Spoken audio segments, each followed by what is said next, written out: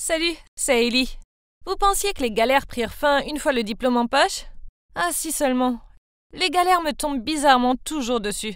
Quant à mes amis du Swing Club, nos rêves nous ont conduits dans des directions opposées.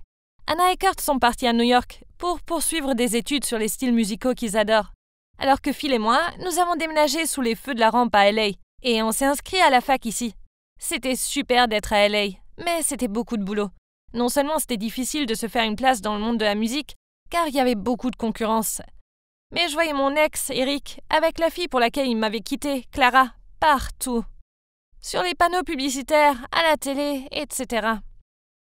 Enfin bon, par chance, Phil a réussi à nous dégoter des concerts dans des cafés et quelques bars.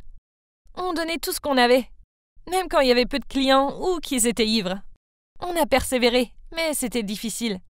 Et l'argent des concerts partait presque entièrement dans les loyers et les dépenses. Phil gagnait un peu plus d'argent à côté en vendant certaines de ses chansons. Donc il a insisté pour payer la plus grosse partie de notre matériel de travail. Ça me gênait un peu, mais j'avais pas le choix. Je pouvais seulement essayer de travailler davantage, en espérant que je pourrais rapidement aider Phil, pour qu'il ne soit pas le seul à mettre la main à la pâte. Puis il y a eu cette fois où on a terminé le concert qu'on donnait tous les jeudis dans ce bar chic. Le responsable est venu nous voir et m'a dit « Très bon concert, comme toujours. Mais Hailey, tu pourrais pimenter un peu tes tenues. Tu portes 3 robes en alternance depuis des semaines. Je crois que nos clients trouvent ça un peu ennuyeux. » J'étais un peu surprise de sa remarque et c'était vraiment humiliant. Je ne savais pas quoi répondre. Donc je me suis forcée à sourire. Puis Phil a répondu « Très bien, Hailey portera une robe flambant neuve la semaine prochaine. » Cela semblait satisfaire le responsable, car il a hoché la tête avant de partir. Je me suis tournée vers Phil. « Pourquoi t'as dit ça? On doit enregistrer notre nouvelle chanson la semaine prochaine, tu te souviens? J'ai pas encore fini d'économiser de l'argent pour l'enregistrement. Comment je pourrais me permettre de m'acheter une robe? » Puis Phil m'a souri et m'a tapoté l'épaule. « T'inquiète pas, je m'en occupe. Je viens de recevoir mes salaires. Allons faire un tour au centre commercial. » Puis il m'a emmené avec lui. Je sais que Phil pensait bien faire, mais honnêtement, tout ça me mettait mal à l'aise. Phil s'en sortait très bien, alors que moi, je peinais tellement à gagner de l'argent que je pouvais même pas me payer une nouvelle tenue sans son aide. Mon Dieu, depuis quand j'étais autant une ratée? En marchant pour aller au centre commercial, Phil me bombardait de questions pour savoir quel type de robe je voulais. Plutôt longue ou courte? En satin? À paillettes? Je n'arrivais pas à faire semblant d'être enthousiaste, alors que je n'étais pas du tout emballée. En voyant mon expression, il me demanda « Hey, Ellie, qu'est-ce qui va pas? Je t'ai dit de ne pas t'en faire pour l'argent. Je te l'offre, cette robe. » J'ai répondu « Non, c'est juste que je me sens gênée. Je suis un peu un poids pour toi, alors que tu t'en sortirais bien mieux tout seul. Je comprendrais que tu veuilles être en solo. » Il restait silencieux quelques instants, puis mit son bras autour de moi en disant « Désolé, Ellie, je n'ai jamais pensé à ça jusqu'à maintenant. Je n'ai pas pitié de toi ou autre. Je t'aide parce que t'es mon ami. D'accord? Et je sais que tu ferais de même pour moi. » J'imagine qu'il avait raison. Les amis s'entraident, et bien sûr j'aurais fait la même chose pour lui s'il avait été à ma place. Puis il a dit quelque chose d'inattendu. En plus, les chansons que j'ai vendues me donnent l'impression de donner une partie de mon âme. C'est pas ça que je vais écrire, c'est juste pour gagner de l'argent. En plus on fait équipe car on a les mêmes goûts et que tu as une voix sublime. Notre heure de gloire viendra. Je le crois sincèrement. Ces mots me donnaient du baume au cœur. J'étais si reconnaissante d'avoir Phil, et comme lui, je pensais que notre dur travail finirait par payer. Et cela fut le cas. Notre heure de gloire est bel et bien arrivée, et plus tôt qu'on le pensait. Une fois tard dans la soirée, Phil et moi avions du mal à trouver les paroles d'une chanson. On était dans notre studio. Enfin, en réalité, c'est simplement un petit coin dans la chambre de Phil. Soudainement, mon téléphone a sonné. C'était Anna, et dès que j'ai décroché, elle a crié « Félicitations! Oh my God, pourquoi tu ne m'as rien dit ?» Elle criait si fort que j'ai dû enlever le téléphone de mon oreille. Puis je lui ai dit « Te dire quoi? Calme-toi, Anna. Tu n'as pas entendu? Votre chanson, Memories, elle est là, en 8e du top sur iTunes. Va voir ça. T'es sûre que c'est pas la chanson de quelqu'un d'autre? Me fais pas de blagues, tu sais que c'est pas drôle. Hailey, va voir et vérifie de tes propres yeux. » Phil a fait une recherche rapide sur son ordinateur et c'était bel et bien vrai. Waouh! Notre chanson était vraiment dans le classement. On criait de toutes nos forces. C'était vraiment génial. Le texto de félicitations de Kurt vint juste ensuite. Je savais que les écoutes avaient augmenté dernièrement, mais je ne m'imaginais jamais voir nos noms dans le classement d'iTunes. C'était seulement le début. Très vite, de nombreuses maisons de disques nous ont contactés, dont de très célèbres. C'était vraiment époustouflant. Tout ça est arrivé si vite. Mais aussi excités que nous étions, Phil et moi devions nous rappeler de garder notre calme et de prendre le temps de la réflexion, car c'était une décision importante qui allait changer notre vie. Après un long moment de réflexion, on a signé un contrat chez Daystar Records. C'était une petite maison de disques récente.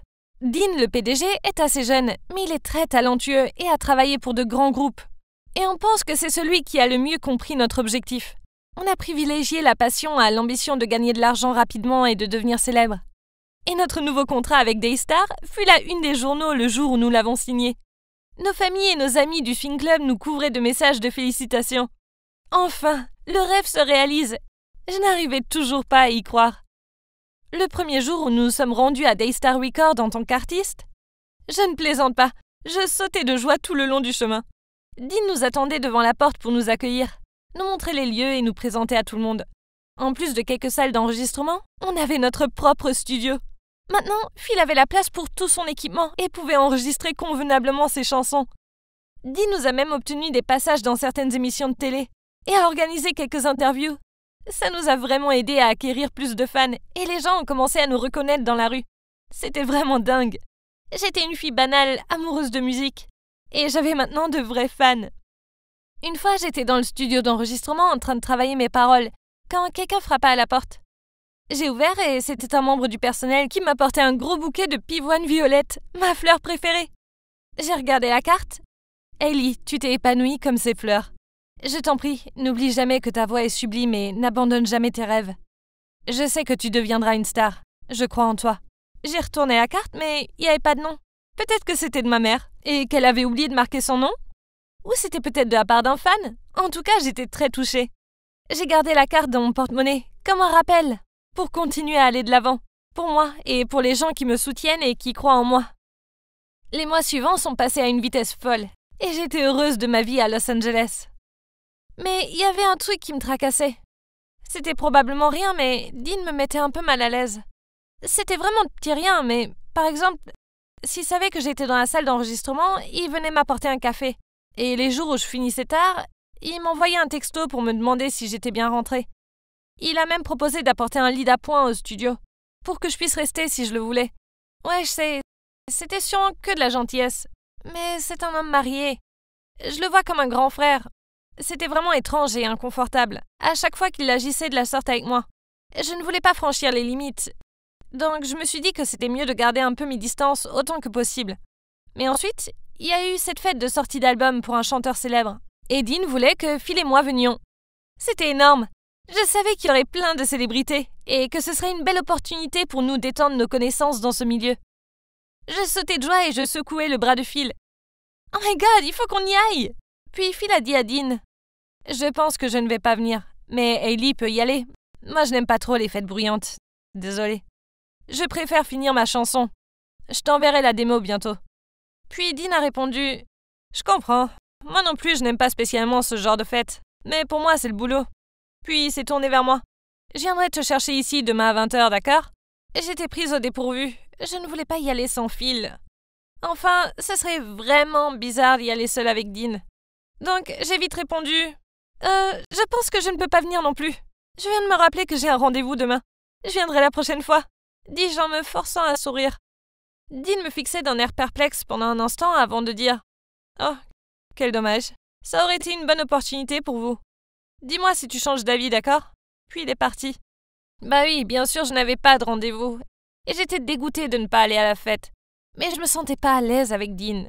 Et bon, il y aurait sûrement bientôt une autre occasion.